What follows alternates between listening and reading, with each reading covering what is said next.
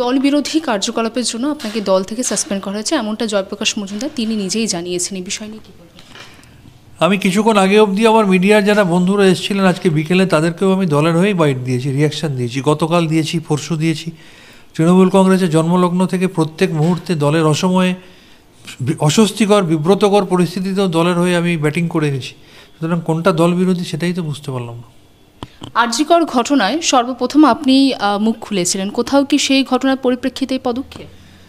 আরজিকরের ঘটনা যেটা ঘটেছে সেই প্রতিবাদ আমরা সবাই মিলে করেছিলাম, কিন্তু পরবর্তী ক্ষেত্রে দলীয় নেতৃত্বকে বোঝানো হয়েছে বলে আমি শুনেছি যে আমি এই আন্দোলনটায় মদত দিয়েছি। কিন্তু দুর্ভাগ্যের বিষয় যারা আন্দোলন করতো তারা আমি তৃণমূল করি বলে আমায় দেখলে গোব্যাক ধ্বনি দিত। আর এত বড় একটা স্বতঃস্ফূর্ত আন্দোলন কোনো একা মানুষ করতে পারে বলে তো অন্তত আমার মনে হয় না। আপনি কি বিশ্বাস করেন?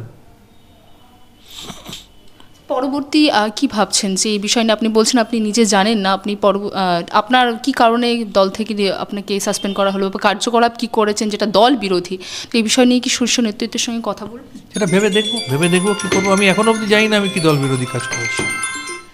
আচ্ছা, আরেকটি বিষয়ে, আপনি দলের মধ্যে অভিষেকপন্থী হিসেবে পরিচিত, তো কোথাও কি এই বিষয়টি এই সাসপেনশনের কোনো একটাভাবে যোগ আছে?